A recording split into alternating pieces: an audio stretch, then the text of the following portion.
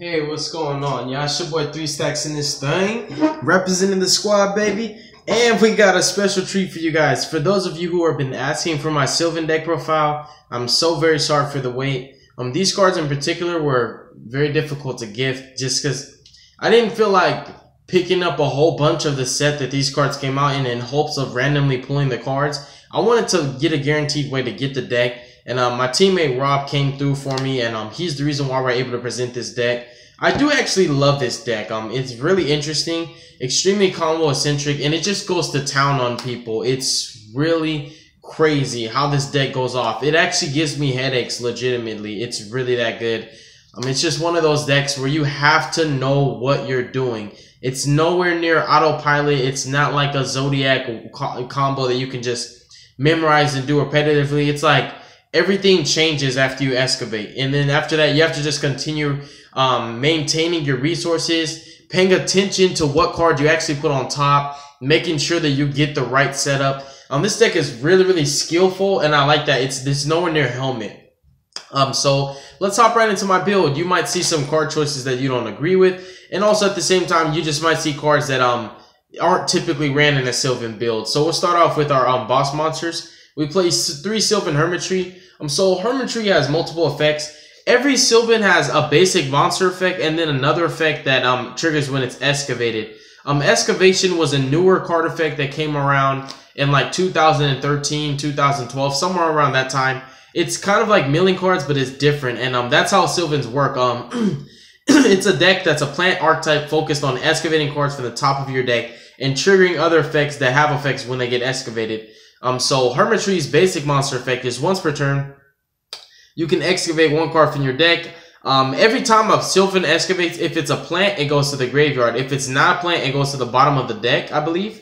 Yeah, it goes to the bottom of the deck. And then if this card is excavated, oh yeah, I'm sorry. And then, so once per turn when he excavates a plant from the top of your deck, if he does excavate a plant, you get to draw a card. So he's draw power, right? That's really strong. And then also if he's excavated, you can stack your deck. So basically, this card is a combo setup where you know what Sylvans you're going to hit. So you can basically put it in order to where you can excavate Peacekeeper, and then you can excavate Martial Leaf, pop a monster, excavate Princess. Like, you can just go off. Like, it's really powerful how you can set yourself up with Hermitry. He's really strong. You can also set yourself up with cards like Sylvan Charity. Like, this deck is just really good. I like it a lot. It's fun. There's like a million combos. There's no limit to what the deck can do. We play 3 Sage Yugioh. He gets himself out way easier. Basically, whenever you excavate, when a Sylvan monster is sent to the graveyard, which, you know, when you excavate them, it counts. You special summon this card for your hand. Once per turn, you can excavate a plant type monster from your deck to the graveyard. Well, I'm sorry, you can excavate the top card of your deck. That's what they always do. The top cards of your deck to your graveyard. If it's a plant, you put it to your graveyard. If it's not a plant, put it in the bottom of the deck, right? That's the same effect they pretty much all have. And then if this card's excavated, you can target 1 Sylvan spell or trap in your graveyard, add that target to your hand. Now, the cool thing is about these monsters is if you read any of them, none of them actually say like Sylvan Hermitry, for example. He doesn't say you can only activate this monster's effect once per turn. You read Sage Yugioh, right? Nowhere on his card text does he say you can only activate this card once per turn. So these cards are powerful, especially at S3Os, because not only do you see them more, but when you excavate them in multiples or in the same turn, you get to use their effects over and over again. So they're really powerful cards. Just good stuff. And they help you to go into your bigger extra deck monsters. So those are your 6 boss monsters. Arguably some of the best effects in the deck. And then next up, we play 3 Lonefire Blossom. He's anything. So you want to play 3 of him. Lonefire plus Soul Charge was one of the best OG combos. I remember somebody hit me with that. I did not even know what's going on. I didn't understand how to keep up with this guy that was playing Sylvans. And now I know what it feels like to be on the other end, to be on the driver's seat and the other person being the passenger. And me personally, I played 3 Sylvan Peacekeeper. Peacekeeper is like your monster reborn, basically. When he's summoned, he excavates as well. And, you know, same thing. If it's a plant, goes to the grave. If it's not, bottom of the deck. But when he excavates when he's normal or special summon. So however you get him on the field, he's gonna excavate. And then if he is excavated, which is his best effect, he monster reborns pretty much any level 4 or lower plant monster. So you can bring back your Lonefire. You can bring back anything that's a plant that's level 4 or lower. your tuners, just like he's monster reborn. Like literally, he's so good. Plant archetypes naturally have a lot of recursion. They focus heavily on the graveyard, banishing, modulating levels. Like they're just really strong. Plants are cool. This is not the FTK version, by the way. This is just pure Sylvans, just with a little bit of goo here and there. We played 3 Sylvan Martial Leaf as well. The reason why I like Martial Leaf is because this deck doesn't play hand traps, right?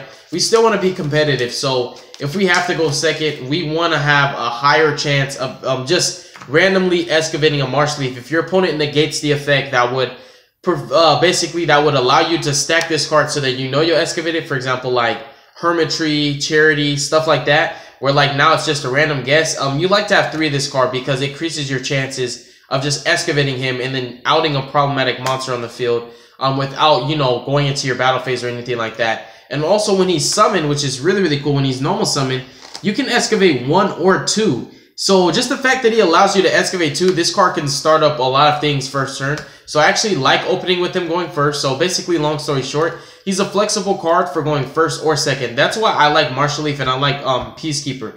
Peacekeeper is a hard once per turn, but Martial Leaf is not a hard once per turn. So you can pop as many monsters as you possibly can with this card. Then for just a little bit of flexibility, I play 1 Flower Knight and 1 Blade Fender. Blade Fender has to destroy a monster by battle to get one of his better effects off. But his other effect, when he's excavated, he just adds himself to hand. So he's a free resource, and that's what I like about him. And he's 19. And then we have Flower Knight. Flower Knight's pretty interesting. When he's normal summon, obviously you excavate, do the same thing that they all do. But if he's excavated, you can choose 1 Sylvan card from your deck and then place that card on top of your deck. So he's a combo starter, similar to the Hermitry. It's just really nice to have these as one-ups. I feel like you shouldn't play them. You shouldn't not play them, but they're not so great to where you want to play them in multiples, just that one, right? And this is very sad to say, but for my sprouts, I should be running 2 Cherubur Sprout and also 2 Princess Sprout, but when I got the deck from Rob, he only had 1 Princess Sprout. This is honestly one of the most broken cards of the deck. She's just insane. I'm going to read you the sprouts. So Cherubur Sprout is pretty cool because he just tutors out any level 1 plant. It's just generic. That's some of the things that I think is really cool about the Sylvans is they synergize with plants very well. They're just like a plant archetype that gets you generic plants as well, like the Monster Reborn for plants, right? Like just really good cards. So when this card special summon, choose 1 or 2, then excavate that number of cards from the top of your deck. So he excavates 2. You're always going to choose 2. You know, the same thing. Well, I'm sorry. Excavating plants, you know, if it's not plant, boom, boom, bottom of the deck. All right. So if he's excavated, which is his best effect, and sent to the graveyard by a card effect, you can special summon 1 level 1 plant monster from your deck. You can only use that effect once per turn. So if you want to get greedy, there's no restriction. You can actually excavate this card, use this effect, special summon this, excavate 2 more if you want to. But that's not really what you want to do, but it's just an option. What you really want to do is go for your Princess Sprout, especially because you only have 1 of her, right? I'll read you her effect, but he basically is a 1-for-1 for any level 1. Spore, for a Copy Plant, for a Peacekeeper, just, oh, such good stuff. I'm going to read you Princess Sprout. So you can only use each of her effects once per turn because she's broken. So you contribute her, excavate the top card of your deck, you know, do whatever you got to do, and then place 1 Sprout monster from your graveyard on the top of your deck. So you can excavate it, get its effect, set you up for crazy combos. This deck is so ridiculous. I love it. I love it. I love it. Love it so much. If this card's excavated from your deck and sent to the graveyard, you can declare a level from 1 to 8. Special summon this card from the graveyard, and it becomes that level. This is just retarded. XYZ synchro possibilities, just endless. The possibilities with this card are just endless. So good. And then for some kind of generic plants, we play 2 Rose Lovers. I do like her. She's one of the better cards in this deck because you know, she helps you to get your field presence, help you to make links, bigger synchros, better XYZs. But the one issue is she is a hard once per turn. So that's why I was like, 2 is enough. 3 would just be overkill. I'm sorry, you guys. I apologize. I'm tired. 3 would just be overkill. So I just opted to play 2 Rose Lovers. And then I love this guy, World Carryweight Champion. I just like that he gets himself out. And the way he gets rid of a plant in order to bring himself out can also help you to further your combos. And then for the OGs, you know, some of the old school plants, we play 1 Spore and 1 Copy Plant. These cards are just ridiculous. You can make calamities with this. There's so many ways this deck can make Calamities. It's just redonkulous. And I love Calamities. If a deck can make Calamities, I am definitely playing Calamities.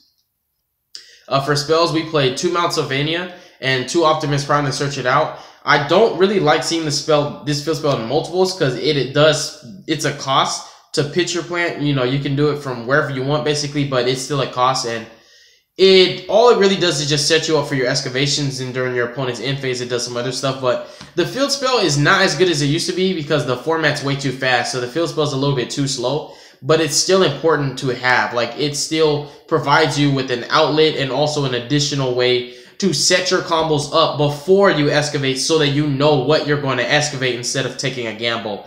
So I still feel like it's correct to play it. You kind of want to see it a little bit, so you're just doing 2 and 2. You can just cut it and just run 3 of it, but this is what I'm doing right now. Just 2 Sylvania and 2 Optimus Prime.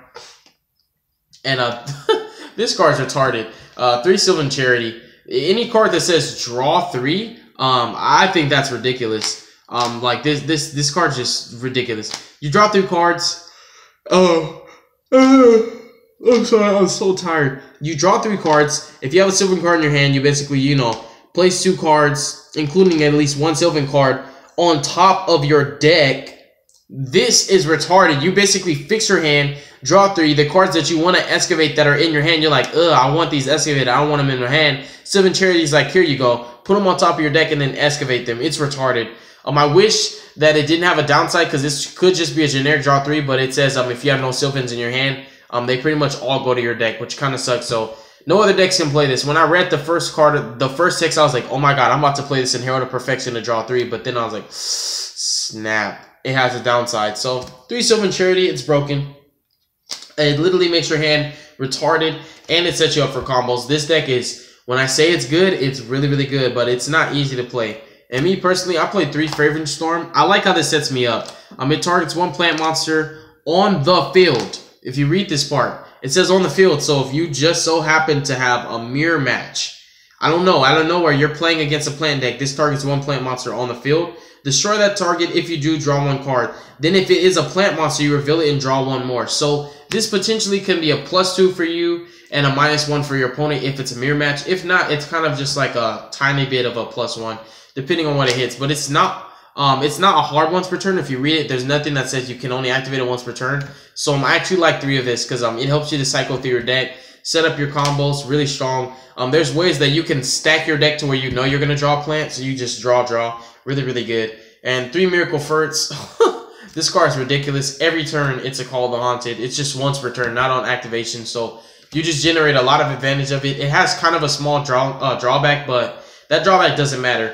Then your Saki 1-ofs are foolish, 1-for-1 reasoning because it does actually excavate, which matters. And then Soul Charge. You know, Soul Charge is amazing.